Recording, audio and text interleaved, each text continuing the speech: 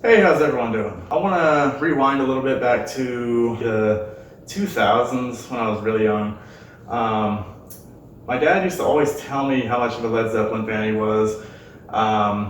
He went to the Tampa Bay Riot show, and he told me in 1979, obviously Led Zeppelin was on top of the world, and they released In Through the Outdoor.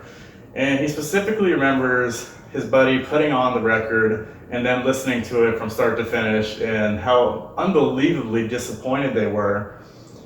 In Through the Outdoor is a very experimental album. It's pretty much, well, it is the last album with all the members and, right before John Bonham's death and everything. Very piano driven, very like Southern rockish. Just a very different record, and even though it sold really well, a lot of the response was very mixed and some of it was very negative. Over the years, he told me that story a few times, and it was always in the back of my mind. I'm like, one day I really need to listen to this record. So around 2015 is when I started to get into Led Zeppelin, and I wanted to listen to all their discography, every single thing they've released from start to finish. So that's what I did. I was always sitting there waiting. I'm like, man, I can't wait to get to In Through the Outdoor.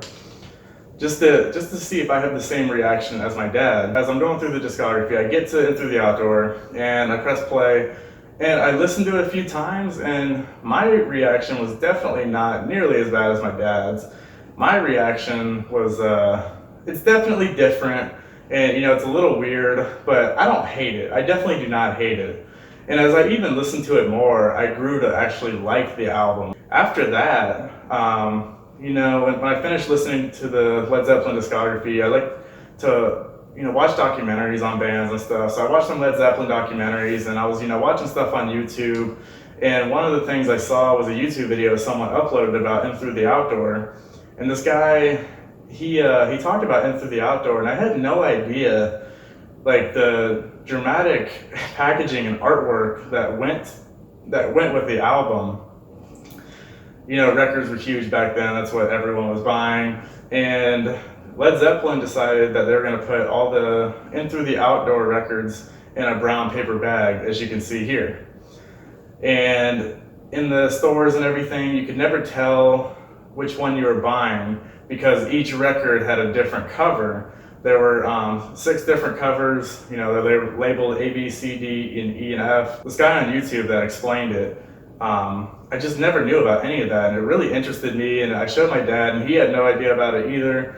I can't imagine how many people bought the record and just, ripped up the paper bag and threw it away, and, had no idea about the 6 different records. The person that came up with the idea or whatever won like a Grammy. Each different album cover had a different vantage point from this bar scene with 6 different people in it, technically 7. A few years later is when I decided to buy In Through the Outdoor again on CD, because the deluxe version actually came with a small paper bag, which I always thought was like really cool, just like a commemorative thing. And I never even opened it or anything. It's still sealed in the package. I just wanted to say I had In Through the Outdoor with the paper bag, but this is just the CD. So anyway, fast forward to this year. So I went to my local record shop, and I noticed they had Led Zeppelin In Through the Outdoor original. And I looked, and they actually had 2 of them. And they didn't have the paper bags, but they were originals, and one was the E cover and one was the F cover. And I was like, wow, I really need to get these. I never in my wildest dreams did I think I was gonna like collect all of them or anything, but I thought, who knows, maybe by chance I could. So I was like, let me just get these 2, and then who knows what will happen over the next few years or however long it'll take. But it's one thing I'll have in the back of my mind, like something I'll do on the side. So I bought those, and I thought they were really cool. I think I even showed them. I'm pretty sure I showed them on one of my vinyl collection videos that I've already posted. So anyway, so that was pretty cool, and I was excited about that. Then a few weeks ago, I went to another record shop locally that I've never been to before, which I talked about in my other video. And I went there, and he actually had another In Through the Outdoor original. Now this one was the D cover, And this one actually had the paper bag. So I'm like, well, this is fucking awesome. I'm already halfway done. And then as I'm like pretty much walking out the door, he told me, he's like, I actually have all of them if you're interested in buying them. He's like, which ones do you need? I'm like, A, B, and C. He's like, yeah, I have them. Like they're not in the store, but I can bring them from home. He's like, I collected them years ago. So I was like, hell yeah. So a few days later, he looked in his house and he found them in like a bin somewhere, and he brought them back in and he sold them to me. Now all this together was right around probably 200, maybe a little less than 200 for me to buy all these, but totally worth it in my opinion. The ones that the A, B, and C that he brought in, they had the paper bags and everything is in really good condition. Here's the A cover.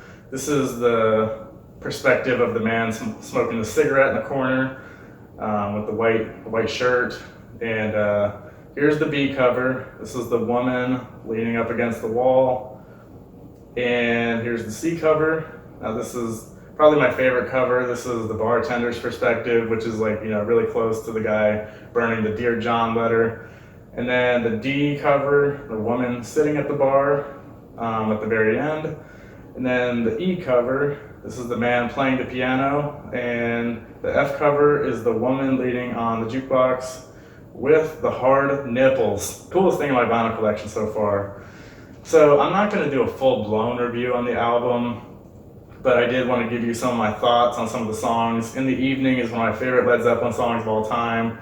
I'll never forget, I used to be a big fan of the show True Blood, and I remember one of the episodes ended with In the Evening coming on, like right when the credits rolled, which I always thought was so fucking awesome, and that got me like so much more into the song than I already was. And I used to binge listen to that song like just over and over again, listen to the Jimmy Page solo. I forgot what they called it. They called it like the door slam solo or whatever the fuck. Like I forgot, but it was like some technical term I'd never heard before.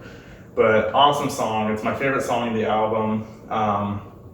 And yeah, Southbound Suarez, another one I really like. Very piano-driven song. Very different for Led Zeppelin. Fool in the Rain. That one,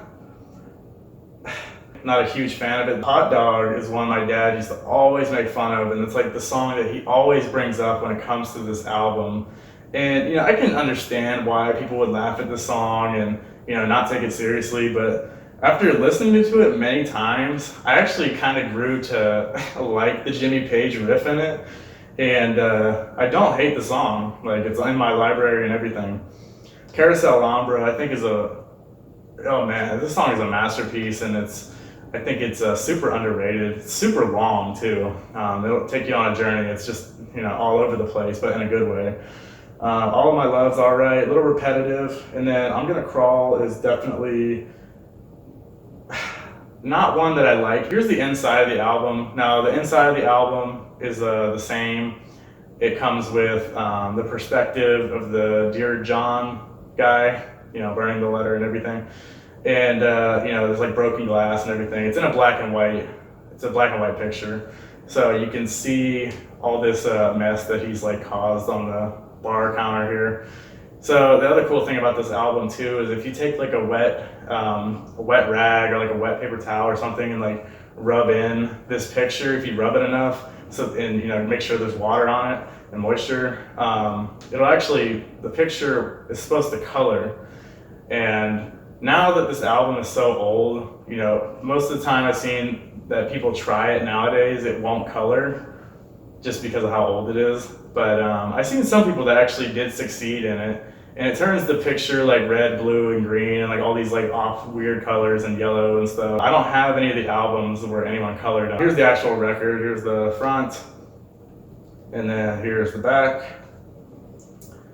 So yeah, all the insides are the same. Now it is one of my favorite Led Zeppelin records that they released, and I think a lot of that does definitely have to do with just the packaging, the artwork, and the whole story with my dad, and just the nostalgia of it, how excited I was to finally listen to it. And all that good stuff. So, and then on top of that, I think it's a good album. After playing it all these years later for my dad, multiple times, he actually has changed his opinion on it as well. And I wouldn't say he loves it by any means now, but he definitely has more of a respect for it for all these reasons I've mentioned. And, I think he definitely likes some of the songs a lot more than he did back in the day. That's all I got for you guys today. Thank you so much for watching. Hope you guys enjoyed. Something I've been very excited about. Couldn't wait to make this video and finally mustered up the energy to do it. So thank you so much again. Have a great day, and I'll see you on the next one.